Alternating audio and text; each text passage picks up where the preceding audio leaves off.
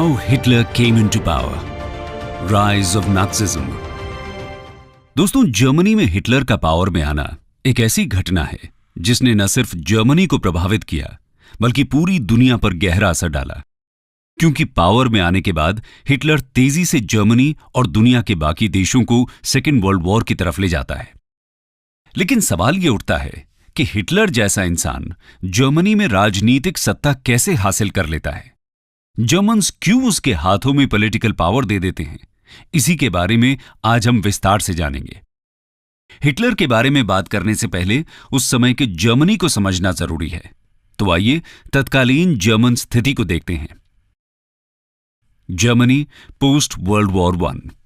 जैसा कि हम जानते हैं कि जर्मनी फर्स्ट वर्ल्ड वॉर में एलाइज यानी कि इंग्लैंड, फ्रांस और रशिया जैसे देशों के अगेंस्ट फाइट कर रहा था।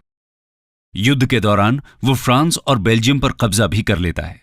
लेकिन फाइनली नवंबर 1918 में एलाइज जर्मनी और बाकी सेंट्रल पावर्स को हराने में कामयाब रहते हैं। इसी बीच जर्मनी में एक रेवोल्यूशन होता है और यहां के राजा विलियम काइजर थर्ड राजगद्दी त्याग कर जर्मनी से भाग जाते हैं। इस तरह जर्मनी में मोनार्की का एंड होता है। उसके बाद वाइमार नाम की जगह पर नेशनल असेंबली मिलती है और फेडरल स्ट्रक्चर के साथ डेमोक्रेटिक कॉन्स्टिट्यूशन फॉर्म करती है। जर्मनी की नई गवर्नमेंट को वाइमार रिपब्लिक कहा जाता है। वॉर खत्म होने के बाद जीतने वाले देश जर्मनी के साथ वेयरसाई की संधि साइन करते हैं। वेयरसाई ट्रीटी जर्मन्स के लिए बहुत ही ह्यूमिलिएटिंग ट्रीटी थी। वाइमार रिपब्लिक के रिप्रेजेंटेटिव्स को इसे जबरदस्ती साइन करना पड़ता है। पीस कॉन्फ्रेंस में उनके साथ काफी खराब व्यवहार भी किया जाता है। इस ट्रीटी के तहत जर्मनी पर वॉर गिल्ट क्लॉज लगाया जाता है, जिसके अनुसार जर्मनी को $33 बिलियन वॉर रेपरेशंस के तौर पर एलाइड नेशंस को देने होते हैं, क्योंकि इस वॉर और इससे होने वाले नुकसान के लिए पूरी तरह जर्मनी को ही जिम्मेदार माना जाता है। वॉर के बाद पहले से ही जर्मनी की आर्थिक हालत खराब हो चुकी थी। ऊपर से इतने भारी पेमेंट का भार उस पर डाल दिया जाता है, जिसकी वजह से इकोनॉमिक कंडीशन और खराब होती जाती है। इतना ही नहीं, वेयरसाई ट्रीटी के द्वारा जर्मनी की आर्मी और नेवी के साइज पर लिमिट भी लगा दी जाती है और एयरफोर्स मेंटेन करने की परमिशन तक नहीं दी जाती। इस तरह वर्ल्ड वॉर वन के बाद जर्मनी पूरी तरह पावरलेस बन गया था। ऐसी सिचुएशन में उसे एक स्ट्रांग गवर्नमेंट की जरूरत थी। लेकिन वाइमार रिपब्लिक प्रॉब्लम्स को सॉल्व करने में लगातार नाकामयाब हो रही थी। जर्मनी की जनता फ्रस्ट्रेट होने लगी थी। उनके मन में वेयरसाई संधि के प्रति नफरत भर गई थी। आगे हम देखेंगे कि कैसे यही नफरत पावर में आने के लिए हिटलर की मदद करती है। फिलहाल हिटलर और उसकी नाज़ी पार्टी की बात करते हैं। Hitler and his Nazi party. Adolf Hitler का जन्म अप्रैल 1889 में ऑस्ट्रिया में हुआ था। अपनी स्कूल एजुकेशन खत्म करने के बाद 1907 में हिटलर वियना जाता है और वहां एकेडमी ऑफ फाइन आर्ट्स में एडमिशन लेने की कोशिश करता है, लेकिन उसकी एप्लीकेशन को 2 बार रिजेक्ट कर दिया जाता है। इसके बाद कुछ साल तक हिटलर ऐसे ही इधर उधर भटकता रहता है। उसकी आर्थिक हालत भी कुछ खास अच्छी नहीं थी। फाइनली 1913 में वो जर्मनी शिफ्ट हो जाता है और अगले ही साल यानी 1914 में फर्स्ट वर्ल्ड वॉर की शुरुआत हो जाती है। हिटलर जर्मन आर्मी को ज्वाइन करता है और वॉर में सर्व करने चला जाता है। वॉर खत्म होने के बाद 1919 में हिटलर जर्मन सिटी म्यूनिख पहुंच जाता है और वहां जर्मन वर्कर्स नाम की एक छोटी सी पॉलिटिकल पार्टी को ज्वाइन करता है। जल्द ही वो इस पार्टी का लीडर बन जाता है और फरवरी 1920 में इसका नाम बदलकर national socialist German workers party कर देता है, जिसे शॉर्ट में नाज़ी पार्टी कहा जाता है। इस तरह म्यूनिख से हिटलर के पॉलिटिकल करियर की शुरुआत होती है। और जैसा कि हम देख चुके हैं कि जर्मनी काफी कठिन समय से गुजर रहा था, ऐसे में हिटलर की कमाल की ओरेटरी के दम पर नाज़ी पार्टी तेजी से लोगों के बीच पॉपुलर होने लगती है। इनका समर्थन मुख्यतः conservative monarchists, frustrated soldiers, hopeless workers और ट्रबल्ड बिजनेसमैन करते हैं। साथ ही एंटी जूइश, एंटी कम्युनिस्ट और एंटी कैथोलिक माइंडसेट वाले लोगों को भी नाज़ी पार्टी के जरिए अपने सपने पूरे होते नजर आते हैं। हिटलर को लगता है कि उसे लोगों का बहुत समर्थन मिल रहा है। इसीलिए 1923 में वो जनरल ल्यूडेनड्रॉफ के साथ मिलकर एक कू प्लान करता है। जिसे बियर हॉल पुच के नाम से जाना जाता है। एक तरह से वो मुसोलिनी के 1921 के रोम मार्च की नकल करता है, जिसके बाद इटली की सत्ता मुसोलिनी के हाथ में आ गई थी। लेकिन हिटलर को ऐसी कोई सफलता नहीं मिलती। ये कू 23 नवंबर 1923 को अटेम्प्ट किया जाता है। इसमें बहुत से लोगों की मृत्यु भी हो जाती है। हिटलर और उसके फॉलोअर्स को गिरफ्तार करके जेल में डाल दिया जाता है। उसके ऊपर ट्रीजन का मुकदमा चलाया जाता है। ट्रायल के दौरान नाज़ीज के नेशनलिस्ट मैसेजेस के प्रति सिंपैथी रखने वाले एक जज हिटलर और उसके साथियों को वाइमार रिपब्लिक के प्रति ओपन कंटेम्प्ट शो करने की अनुमति दे देता है। इस तरह हिटलर की पॉपुलैरिटी कम होने की जगह और ज्यादा बढ़ जाती है और वो एक नेशनल फिगर बन जाता है। कानून के अनुसार तो हिटलर को डिपोर्ट किया जाना चाहिए था, क्योंकि वो जर्मन सिटीजन नहीं बल्कि ऑस्ट्रियन सिटीजन था। लेकिन जज इस कानून की अनदेखी करते हुए उसे सिर्फ मिनिमम सेंटेंस यानी कि सिर्फ 5 साल जेल की सजा सुनाता है। जेल में रहते हुए हिटलर अपनी आत्मकथा माइन काम्फ लिखता है। इस किताब में उसके रेसिस्ट विचार और जर्मनी को लेकर उसके प्लान्स डिटेल में लिखे गए हैं। हिटलर सिर्फ 9 महीने ही जेल में रहता है। उसकी बाकी का टर्म सस्पेंड कर दिया जाता है, यानी कि 1925 में हिटलर जेल से बाहर आ चुका था और एक बार फिर नाज़ी पार्टी को कंट्रोल करने लगा था। कू ने उसे एक सबक जरूर सिखा दिया था कि आर्म्ड अपराइजिंग की कोशिश करना बहुत महंगा पड़ सकता है। इसलिए नाज़ीज अब वाइमार कॉन्स्टिट्यूशन द्वारा दिए गए राइट्स जैसे कि freedom of press, right to assemble और फ्रीडम ऑफ स्पीच का यूज करके जर्मनी का कंट्रोल हासिल करने में लग जाते हैं। हालांकि इस बीच जर्मनी की इकोनॉमी कुछ सुधरने लगी थी। 1928 आते आते जर्मनी वॉर से रिकवर कर चुका था और उसका बिजनेस बूम पर था। इस वजह से बहुत कम जर्मन्स हिटलर और उसकी नाज़ी पार्टी द्वारा फैलाई जा रही हेट्रेड में दिलचस्पी रख रहे थे। इसका एक उदाहरण हमें 1928 के इलेक्शंस में देखने को मिलता है, जब नाज़ीज को सिर्फ 2% वोट ही मिलते हैं। लेकिन अगले ही साल 1929 में ग्रेट इकोनॉमिक डिप्रेशन की शुरुआत हो जाती है और उसके बाद कंडीशंस कुछ इस तरह बदलती हैं कि हिटलर का पावर में आना आसान हो जाता है। Turn off tides in Hitler's favour. Hitler की पॉपुलैरिटी इतनी ज्यादा नहीं बढ़ती अगर 1929 में ग्रेट डिप्रेशन न हुआ होता। जर्मन इकोनॉमी धीरे धीरे पटरी पर आना शुरू ही कर रही थी कि उसे डिप्रेशन का झटका लग जाता है, जिसके बाद हालात और खराब हो जाते हैं। अनएम्प्लॉयमेंट अपने पीक पर पहुंच जाता है। इंडस्ट्रीज में लेबर अनरेस्ट बढ़ने लगता है। बिजनेसमैन को डर सताने लगता है कि जर्मनी में भी कहीं कम्युनिस्ट्स पावर में न आ जाएं। जर्मनी की आम जनता वर्षों से चल रही इंस्टेबिलिटी से फ्रस्ट्रेट होने लगती है। वो किसी भी तरह एक स्थायी और स्ट्रांग सरकार चाहती थी। ऐसे में हिटलर का प्रोपेगेंडा उसकी पॉपुलैरिटी बढ़ाने लगता है। अपनी स्पीचेस के द्वारा वो जर्मन्स को एक सपना दिखाने लगता है जिसमें उनकी सभी प्रॉब्लम्स खत्म हो जाएंगी। जर्मनी फिर से एक महान राष्ट्र बन जाएगा। कम्युनिस्ट्स का डर हमेशा के लिए मिट जाएगा। चारों तरफ इकोनॉमिक प्रॉस्पेरिटी होने लगेगी। Nazi party work, freedom and bread के स्लोगन के साथ अपना कैंपेन चलाती है। बहुत से लोगों के लिए नाज़ीज डेमोक्रेसी और कम्युनिज्म का एक अट्रैक्टिव ऑल्टरनेटिव बन जाते हैं। इन लोगों में वेल्थी इंडस्ट्रियलिस्ट भी शामिल थे जो कि कम्युनिस्ट पार्टी की ग्रोथ से घबराए हुए थे। इसलिए ये नाज़ी पार्टी को फंड्स भी देते हैं। इस तरह नाज़ीज की पॉपुलैरिटी एक बार फिर तेजी से बढ़ने लगती है। अब सिर्फ हिटलर का पावर में आना ही बाकी था। Hitler's final ascent to power. Great economic depression के बाद बने हालात की वजह से 1930 के पार्लियामेंट्री इलेक्शंस में नाज़ीज और कम्युनिस्ट्स दोनों को ही बड़ी संख्या में वोट्स मिलते हैं, लेकिन किसी के पास गवर्नमेंट फॉर्म करने लायक मेजॉरिटी नहीं थी। इसी बीच 1932 में हिटलर जर्मन सिटीजनशिप हासिल कर लेता है, जिससे वो आने वाले प्रेसिडेंट इलेक्शन में खड़ा हो सके।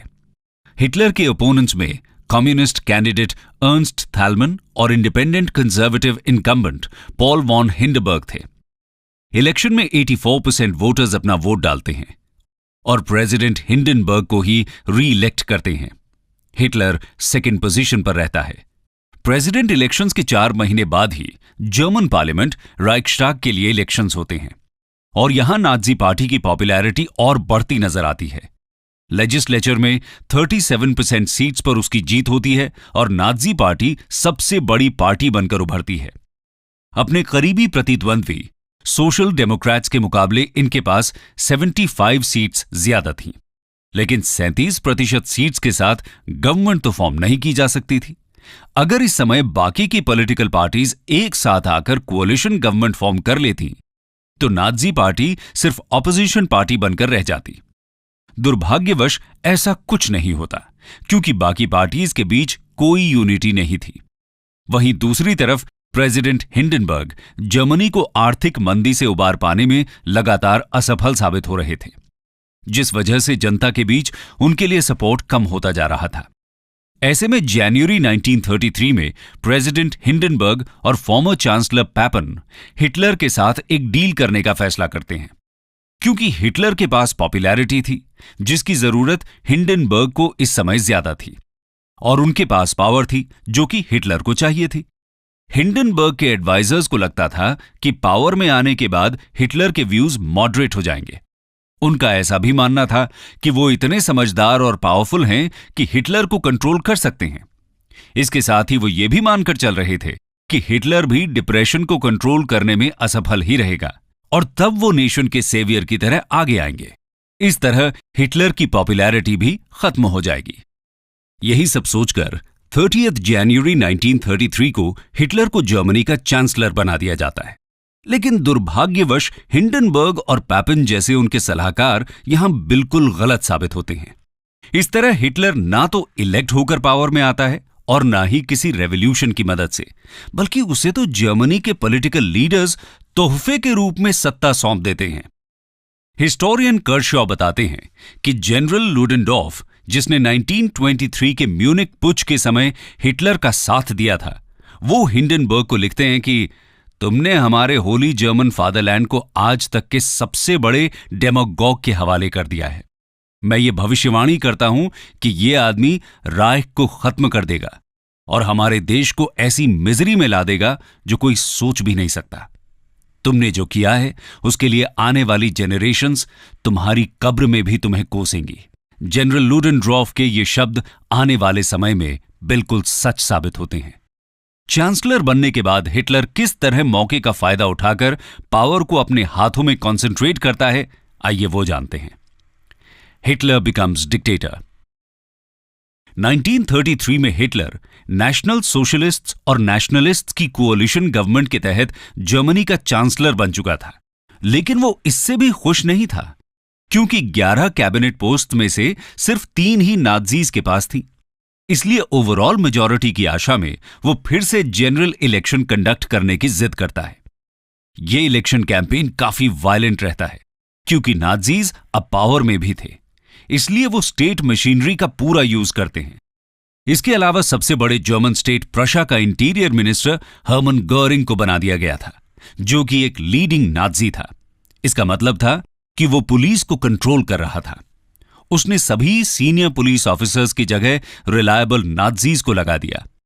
इसके साथ ही 50,000 ऑक्सिलियरी पुलिसमैन को भी बुला लिया गया, जिसमें से ज्यादातर नाज़ी पार्टी की पैरामिलिट्री ऑर्गेनाइजेशन स्टर्मअबटाइलुंग यानी कि एसए या स्टॉर्म ट्रूपर्स को बिलोंग करते थे।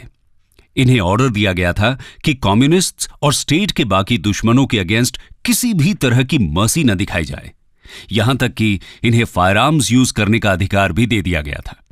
नाज़ीज और नेशनलिस्ट्स की मीटिंग तो आराम से होने दी जाती थी, लेकिन कम्युनिस्ट और सोशलिस्ट पॉलिटिकल मीटिंग्स में हंगामा कर दिया जाता था, स्पीकर्स को मारा जाता था और पुलिस सिर्फ देखती रहती थी।